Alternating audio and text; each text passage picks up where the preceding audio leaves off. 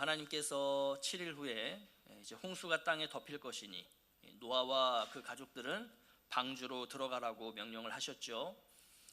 이제 비가 내리기까지의 7일의 기간 동안 정결한 짐승은 7쌍씩 나오고 정결하지 못한 짐승들은 한 쌍씩 이렇게 노아에게 나아가게 하셨고요. 그리고 그 방주에 그 동물들을 탑승하게 하셨습니다. 이제 약속된 7일이 되었고 본격적으로 비가 내리기 시작했습니다. 자, 이때는 노아가 600살이 되던 해 그해 2월 17일이라고 분명하게 밝히고 있습니다. 자, 이때로부터 시작을 해서 40일 동안 주야로 내내 쉬지 않고 비가 땅에 쏟아졌습니다. 여러분, 우리 한국도요, 매년 사실 그런 현상들이 나타나죠. 우리 엊그제만 해도 우리 부산 쪽에 너무나 큰 비가 내려서 많은 분들이 또 피해를 당하는 그러한 이야기들이 뉴스를 통해서 이렇게 들려오더라고요. 그러니까 폭우가 2, 3일만 쏟아져도 뭐 난리가 나죠. 산사태가 나기도 하고 또 홍수가 나기도 하고 온갖 그 물난리 때문에 많은 사람들이 피해를 당하는 경우들이 매년 벌어지고 있습니다. 자, 그렇다면 이 노아 때에 40일 동안 쏟아진 비가 그러니까 오늘날 우리가 그렇게 목격하게 되는 그런 어떤 폭우의 개념이었을까? 우리가 한번 이런 부분들을 생각하면서 11절을 다시 한번 보겠습니다. 자, 우리 11절입니다. 시작. 노아가 600세 되던 해 둘째 달 곧 그 달 11의 날이라. 그 날에 큰 기품의 샘들이 터지며 하늘의 창문들이 열려. 그러니까 당시에 내리는 어떤 그 비를 표현하면서 큰 기품의 샘들이 터지며 또 하늘의 창문들이 열려 이렇게 표현하고 있어요. 여러분, 이게 우리 그 한국에서처럼 그 엄청난 폭우가 단시간 내에 쫙 내리는 것을 묘사하는 어떤 시적인 표현, 어떤 문학적인 표현, 그런 것들일까요? 그렇지 않다라는 거예요. 여러분, 한번 잘 보십시오. 이 표현이 왠지 낯설지가 않아요. 우리는 이 표현을 과연 어디서 봤을까요? 이게 히브리어 원문으로 보면 더 분명하게 드러나는데 한글 성경도 괜찮은 것 같아요. 자, 우리 창세기 1장으로 돌아가서 2절 말씀을 우리 한번 보겠습니다. 자, 시작. 땅이 혼돈하고 공허하며 흑암이 깊음 위에 있고 하나님의 영은 수면 위에 운행하시니라. 자, 여기서 이 깊음이라고 하는 단어와 아까 7장 11절에서 본 깊음이라고 하는 것은 같은 히브리어 단어입니다. 그러니까 이 1장 2절을 우리가 예전에 살펴볼 때 그 깊음이라고 하는 것은 어떤 뭐 물리적인 낮고 깊음 이거를 가리키는 말이 아니라고 했죠.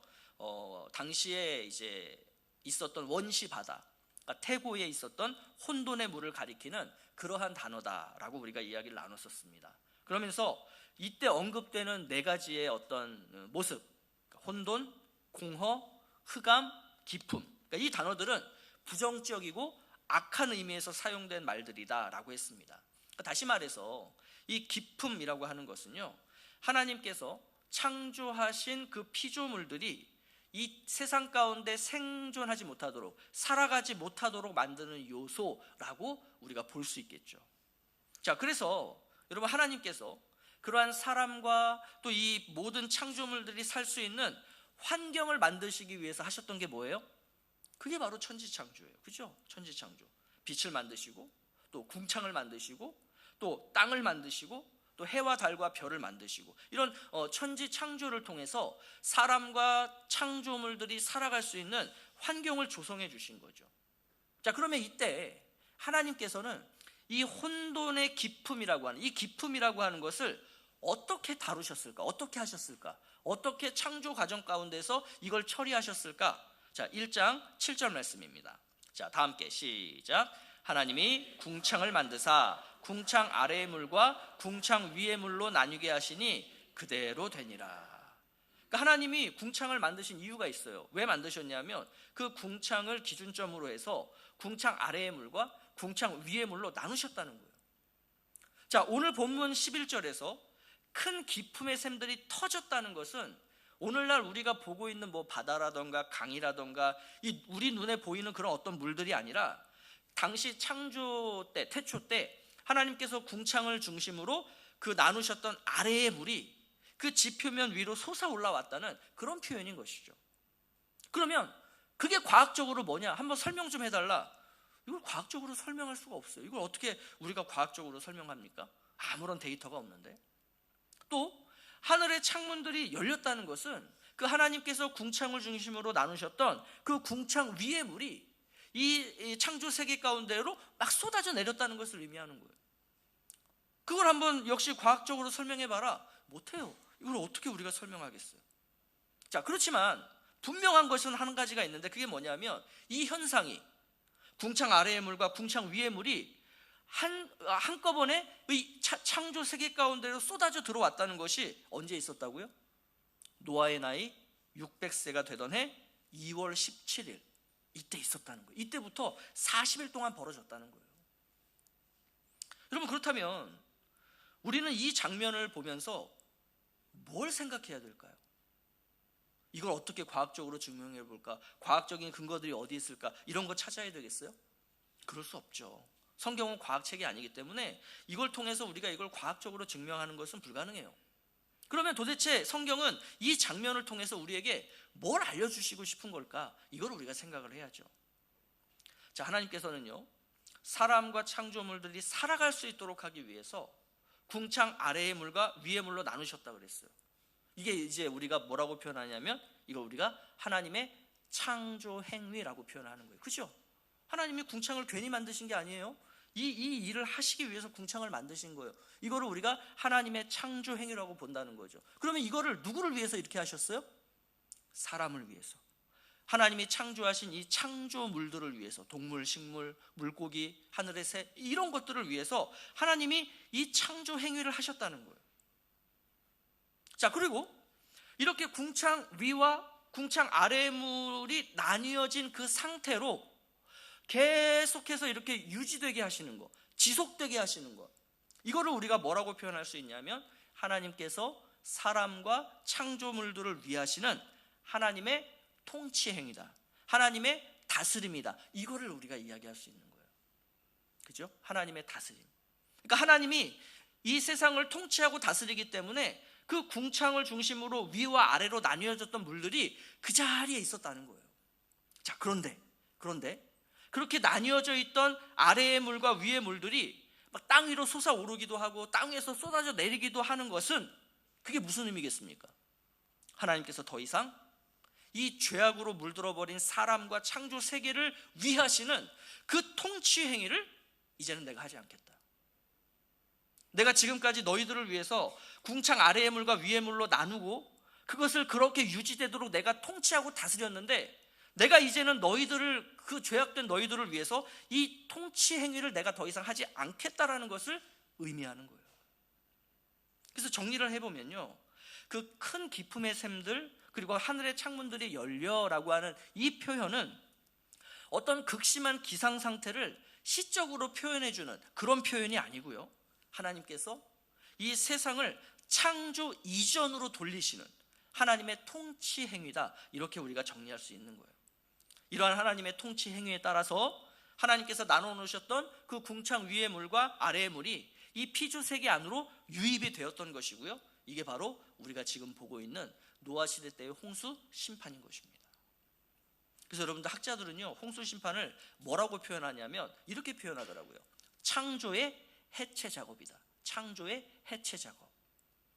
근데 흥미로운 점이 있어요. 뭐가 흥미롭냐면 하나님께서 창조하신 순서가 있었잖아요. 그죠? 뭐 첫째 날, 둘째 날에서 창조하신 순서가 있었잖아요. 그 하나님이 창조하신 순서대로 세상을 다시 해체하고 계신다는 거예요. 여러분, 이게 왜 신기하죠? 왜 이게 재밌죠? 왜 흥미롭죠? 보통 우리가 해체라고 하면 역순으로 가지 않습니까? 그죠? 1, 2, 3, 4, 5, 6으로 우리가 뭔가를 만들면 해체할 때는 뭘로 가야 돼요? 6, 5, 4, 3, 2, 1로 가야죠. 그죠? 그렇게 가야 해체가 돼요. 근데 하나님은 지금 이 심판이라는 것을 어떤 순서로 하셨냐면 창조 순서로 하신다는 거예요.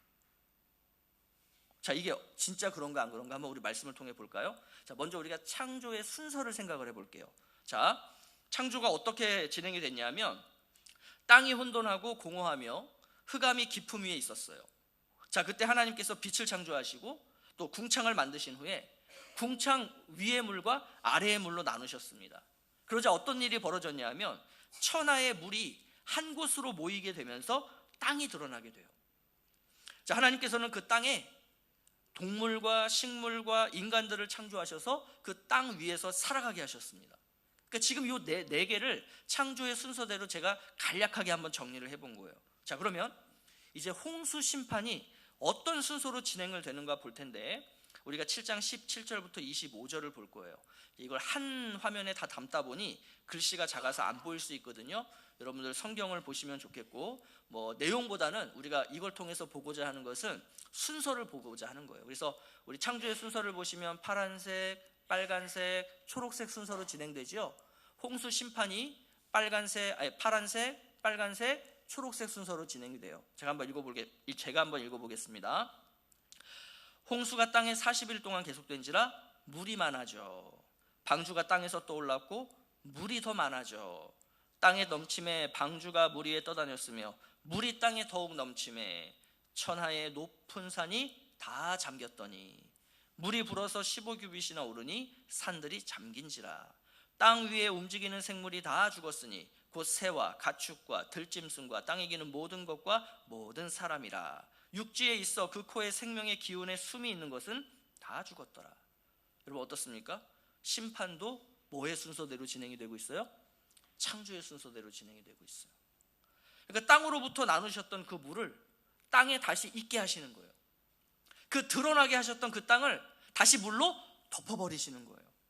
그 땅 위에 살게 하셨던 동물과 식물과 인간을 다시 땅에서 없게 하시는 거예요.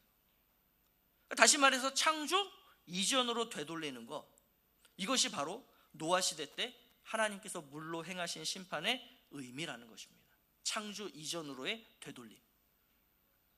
자, 그러면서 저는 이 대목에서 이런 궁금증을 가졌어요.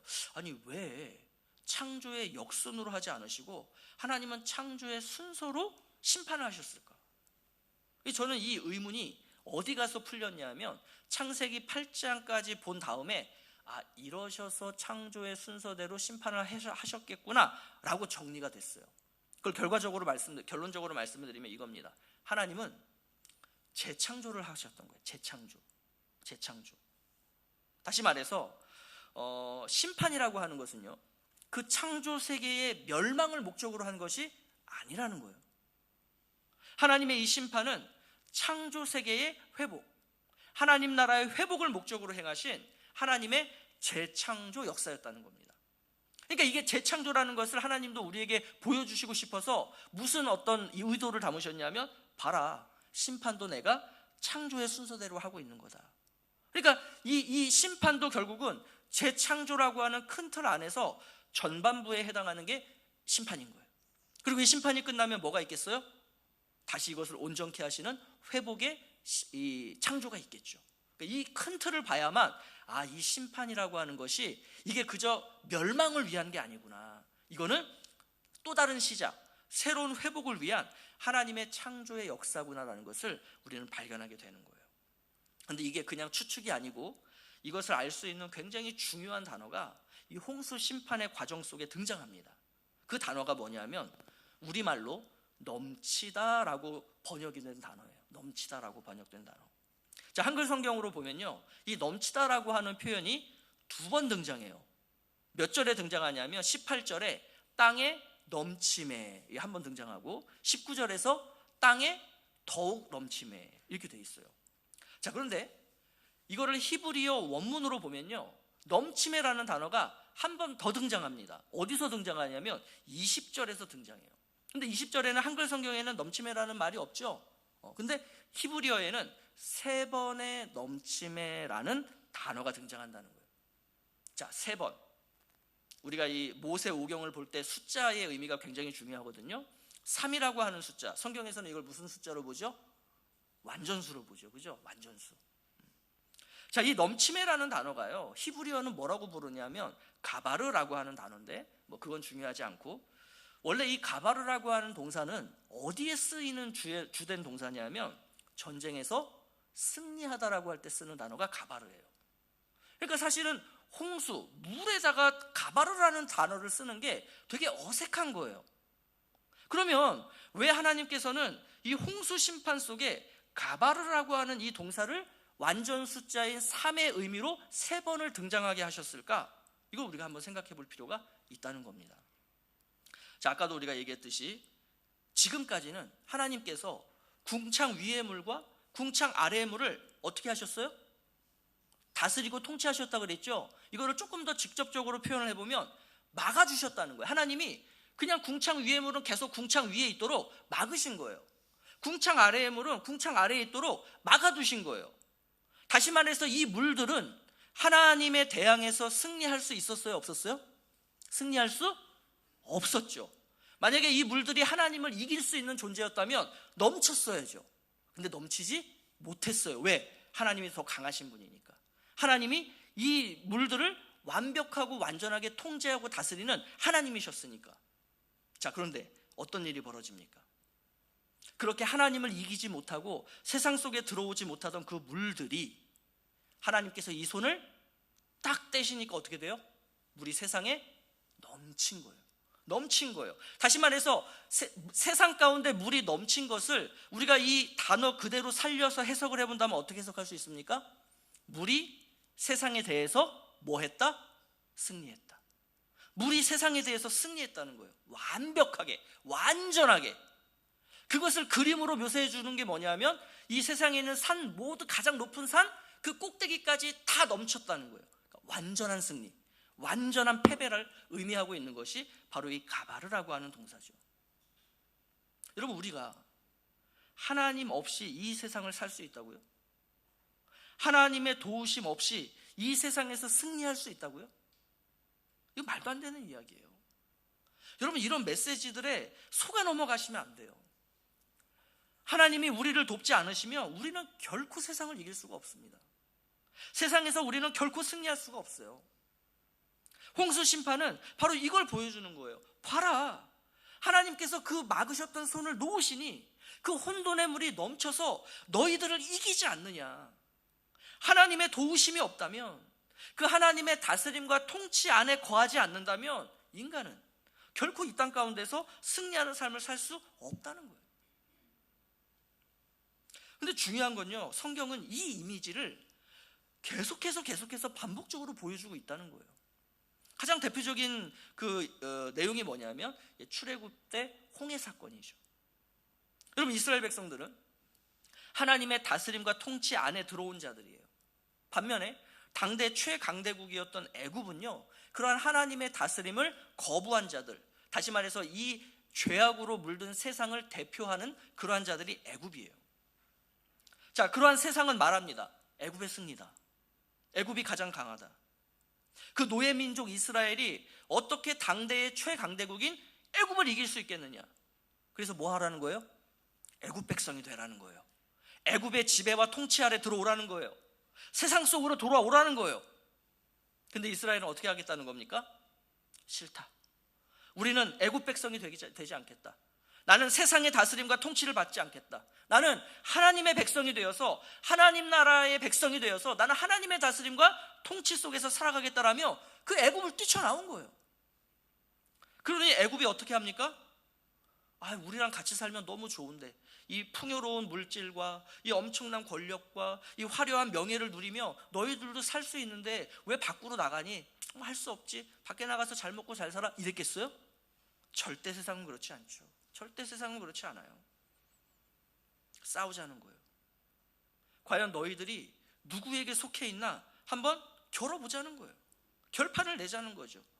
너희들의 목숨줄을 하나님이 붙들고 계시냐, 아니면 이 세상, 이 강대한 권력과 명예와 돈이라고 하는 이 만몬의 우상들이 쥐고 있느냐, 이거를 한번 겨뤄보자는 거예요. 그래서 어떻게 해요? 그 세상에서 자신들이 만들어 놓은 그 엄청난 무기와 그 다음에 물자들을 동원해서 그 이스라엘 백성들을 쫓아가기 시작합니다. 자, 이스라엘 백성들은 그러한 세상, 그 애굽을 뒤로 한 채 도망을 가는데, 도망가다 앞에 뭐가 있는 거예요? 홍해 바다가 있는 거예요. 홍해 바다가 자신들을 딱 가로막고 있는 거예요. 여러분, 이 이스라엘이 이 대자연, 홍해 바다라고 하는 것을 통제할 수 있습니까? 그걸 자기들이 자신들의 힘으로 뭐 어찌할 수 있나요? 없죠. 자신들의 힘과 능력으로는 통제할 수 없는 그 대자연이 우리 앞을 가로막는 거예요. 그럼 뒤에는요? 뒤에는 역시 우리가 가진 어떤 물질이나 명예나 권력, 내가 가진 힘과 능력으로는 절대 맞서 싸울 수 없는 그러한 엄청난 무기와 군사력으로 무장한 그 애굽 군대가 따라오는 거예요. 결과가 어떨 것 같으세요? 뻔하죠. 이스라엘의 패배, 그리고 이스라엘의 죽음. 그런데 그 하나님의 다스림과 통치 아래에 있었던 이스라엘 백성들이 어떻게 됩니까? 하나님께서 그 홍해바다를 가르시죠. 그리고 이스라엘 백성들을 그 홍해바다 정 가운데, 그 마른 땅, 그 홍해바다의 바닥을 걸어서 건너가게 하세요. 반면에 그 이스라엘처럼 그럼 우리도 저길로 가보자 하고 그 홍해바다 안으로 들어와서 그 이스라엘 백성들을 따르려고 했던 그 애국 군대는 어떻게 됐습니까? 하나님께서 갈라놓으셨던 이 바다를 어떻게 하세요? 그 막으셨던, 나누셨던 그 바다를 하나님이 거두시죠. 그러니 이 바다가 어떻게 돼요? 다시 원래 상태로 돌아가죠. 하나님께서 궁창을 사이로 아래의 물과 위의 물로 나누셔서 막고 계셨는데 그 인간들이 하나님을 따르지 않고 죄악의 길로 걸어가니 하나님의 그 손을 거두심으로 다시 창조 이전으로 돌아가게 하셨던 것처럼 하나님께서 이 홍해바다에서도 똑같은 그림으로 우리에게 말씀하고 보여주고 계신 것이죠. 다시 말해서 하나님의 통치 가운데 거했던 이스라엘 백성들은 그 물의 심판을 받지 않고 홍해바다를 건넌 반면에 그 하나님을 따르지 않고 하나님 없이 이 세상의 권력과 물질과 명예에 따라 살겠다는 그 애굽 군대들은 그 물심판을 통해서 홍해바다에서 다 죽게 되는 이 똑같은 그림이 바로 출애굽기에도 있다는 거예요. 그러면 구약에만 있을까요? 신약에도 있어요. 예수님께서 어느 날 산에 올라가세요. 그러면서 하나님의 백성으로 이 땅에서 산다는 것은 무엇인가 라는 주제로 세미나를 여셨어요. 그래서 사람들이 그 세미나를 듣겠다고 많은 사람들이 이제 예수님께 모여들었어요. 그러면서 예수님께서 그 하나님의 백성으로 이 땅에 산다는 것은 무엇인가 라는 주제를 가지고 강연을 하십니다. 그 내용이 마태복음 5장부터 7장에 있는 산상수훈의 내용이에요. 여러분, 산상수훈은 하나님의 백성들이 이 땅에서 어떻게 살아야 하는가를 예수님께서 보여주신 너무나 중요한 메시지예요. 자, 그 메시지에 이제 마무리를 하시면서 그 7장의 제일 마지막 부분, 산상수훈 마지막 부분에 무슨 얘기를 해주시냐면 이 이야기를 하세요. 반석 위에 집을 지은 자와 모래 위에 집을 지은 자의 차이점이 무엇인가, 이걸 설명해 주세요. 자, 이들의 삶이요, 평상시에는 다를 바가 없어 보여요. 오히려 반석 위에 집을 짓고 사는 사람들이 미련한 자들이죠. 왜? 모래 위에 집을 짓는 것은 그냥 쉽게 지으면 돼요. 모래 이렇게 평평하게 만들고 거기다가 집 지으면 쉽게 지어지죠. 근데 반석은요, 내가 그 반석에 맞춰서 집을 지어야 돼요. 그러니 이게 얼마나 시간도 많이 걸리고 얼마나 비효율적이에요. 평상시에는 이 사람들이나 똑같이 사는 것처럼 보여요. 자, 그런데 이 두 부류의 차이점이 나타날 때가 있다는 거예요. 그게 언제냐면 홍수가 날 때. 자, 홍수가 나면 어떤 차이점이 드러나느냐? 반석 위에다가 집을 지은 사람은 무너짐을 당하지 않겠지만, 그걸 다른 말로 표현하면 패배하지 않겠지만, 모래 위에 집을 지은 자들은 그 무너짐이 심할 것이다. 다시 말해서 회생 불가능한 패배를 당하게 될 것이다. 이렇게 말씀하세요. 이게 뭐예요? 이게 바로 심판이에요. 그러면 반석 위에다가 집을 짓는다는 게 뭘까요? 자, 마태복음 7장 24절 말씀, 우리 다 함께 보겠습니다. 시작. 그러므로 누구든지 행하는 자는 그 집을 반석 위에 지은 지혜로운 사람 같으리니. 그러니까 주님의 말씀을 듣고 행하는 것, 이게 바로 반석 위에 집을 짓는다는 거예요. 자, 그러면 주님의 말씀을 듣고 행하는 것을 우리가 조금 전에 썼던 표현으로 바꿔보면 이렇게 표현할 수 있어요. 하나님의 다스림과 통치를 받는 삶, 이렇게 표현할 수 있습니다. 하나님의 다스림과 통치를 받는 삶. 하나님께서는 심판을 통해서 그 재창조의 역사를 이루시는 이 과정에서 한 사람, 한 가정을 구별하셨어요. 그 사람이 바로 노아와 그 가족들이죠. 자, 노아는 하나님의 다스림과 통치를 받았던 사람, 그 하나님의 다스림과 통치 가운데 거했던 사람이에요. 이것을 창세기는 뭐라고 표현하고 있냐면 이렇게 표현했어요. 노아가 여호와께서 자기에게 명하신 대로 다 준행하였더라. 노아가 여호와께서 자기에게 명하신 대로 다 준행하였더라. 이게 바로 하나님의 다스림과 통치 가운데 거하는 삶이에요. 자, 이러한 자들, 하나님의 다스림과 통치 아래에 거하는 사람들을 하나님이 어떻게 하시나 볼까요? 자, 16절 말씀입니다. 다 함께 시작. 하나님이 그에게 명하신 대로 들어가매 여호와께서 그를 들여보내고 문을 닫으시니라. 여호와께서 그를 들여보내고 문을 닫으시니라. 여러분, 이거 한번 마태복음의 말씀과 비교해 볼까요? 누구든지 나의 이 말을 듣고 행하는 자, 이거를 지금 요 구절에서 보면 이렇게 돼 있죠. 하나님이 그에게 명하신 대로 어떻게 해요? 들어가매. 그러니까 그 주님의 말씀에 들을 뿐만 아니라 들은 대로 행하죠. 이거 우리가 순종이라고 하죠. 지금 똑같은 모양이 이 창세기에서 나타나고 있어요. 그러면 예수님의 말씀처럼 반석 위에 집을 지었다는 것을 노아는 어떤 삶을 통해서 증명한 거예요? 산 위에 방주를 지음으로 이렇게 반석 위에 집을 지은 것을 노아는 자신의 삶을 통해 증명했던 것이죠. 자, 그런 사람을 위해서, 그렇게 하나님의 다스림과 통치를 받는 자, 주님의 말씀을 듣고 행하는 자, 그리고 그 반석 위에 집을 짓고 노아처럼 그 산 위에 방주를 짓는 이 사람들을 위해서 하나님이 뭘 하셨냐면 방주의 문을 닫아주셨다는 거예요. 여러분, 이게 어떤 의미일까요? 자, 앞으로 그 방주 문 밖은요, 하나님의 심판으로 인해서 그 창조 이전으로 돌아가게 되는 엄청난 격변이 일어나게 될 거예요. 그렇지만 하나님께서 그 문을 닫으시고 그 문 안쪽에서 보호하시는, 다시 말해서 하나님의 다스림과 통치 가운데 거하는 그 노아와 그 가족들은 뭘 하지 않는다고요? 무너짐을 당하지 않는다. 무너짐을 당하지 않는다. 그리고 안전할 것이다. 왜? 하나님이 그들을 지키시고 보호하실 것이니까. 여러분, 이게 바로 하나님께서 노아를 방주로 들여보내셨을 뿐만 아니라 그 문을 손수 닫아주셨다라고 하는 이 표현 속에 담겨져 있는 의미인 거예요. 그래서 어떤 분들은 그러시더라고요. 야, 하나님이 노아를 감금시키셨구나. 문을 안 닫으니까 문 꽝 닫아버리고 그냥 밖에서 못질을 하셨구나. 뭐 이렇게까지도 표현하시는데, 정말 하나님께서 그렇게 노아를 들여보내시고 하나님이 그 문을 닫아주셨다는 거예요. 궁창 위의 물과 궁창 아래의 물이 쏟아지고 퍼부어져도 그것들이 노아에게 영향을 미치겠어요? 안 미치겠어요?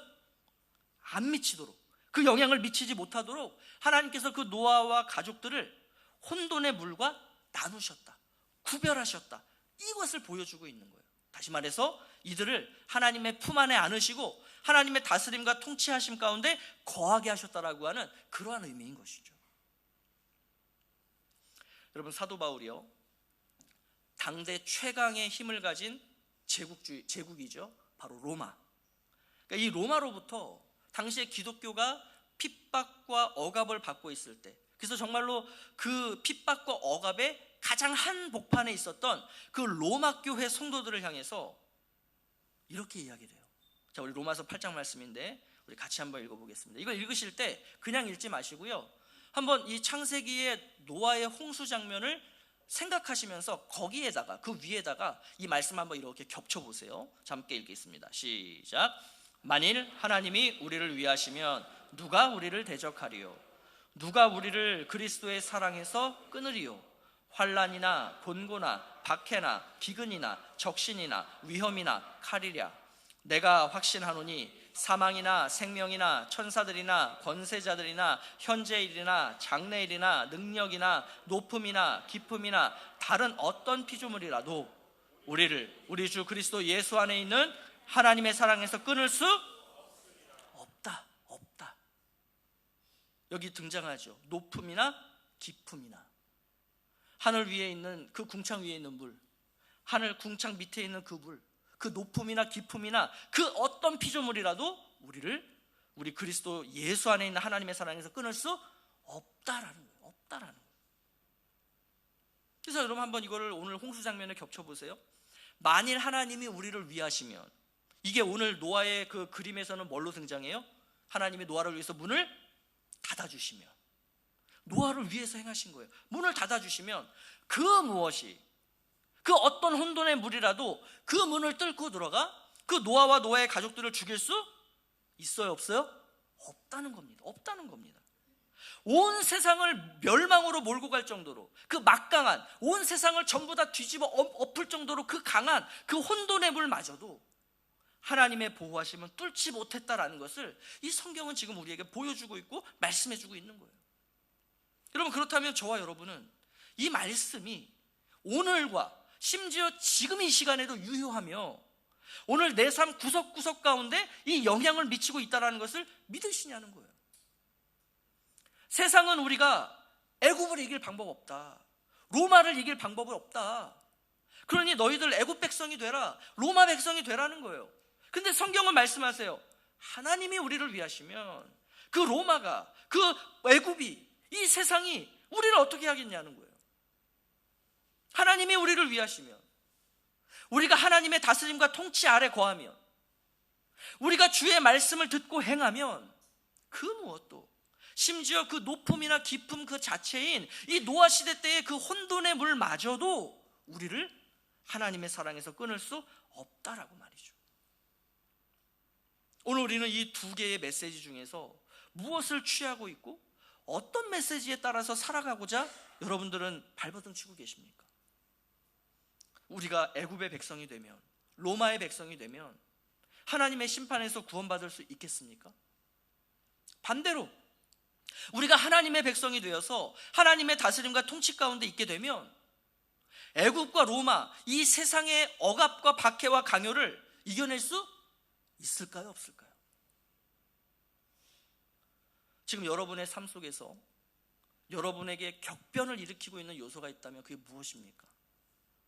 여러분들은 지금 뭘 생각하고 또 뭘 바라보시면서 두렵다, 이러다 내가 큰일 나겠다, 우리 가정이 이러다가 무슨 일 당하는 거 아니야? 이런 두려움과 걱정 가운데 빠지도록 만드는 그 요소들이 뭐냐는 거예요. 여러분으로 하여금 하나님을 떠나서 내가 저 세상에 좀 속해서 살까? 저 세상의 가치대로 내가 살까? 좀 하나님의 통치와 다스림에서 조금만 벗어나면 내가 저 세상의 가치들을 얼마든지 내가 얻을 수 있을 것 같은데, 이렇게 생각하도록 만드는 것들이 뭐냐는 거예요.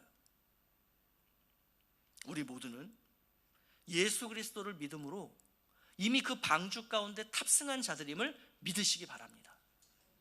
이미 우리는 그 방주에 탑승한 정도가 아니라 우리가 방주에 탔기 때문에 하나님께서 그 방주의 문을 어떻게 하셨겠어요? 닫아주신 거예요. 그러면서 우리를 지키시고 보호하고 계신 거예요. 이걸 믿으시기 바랍니다.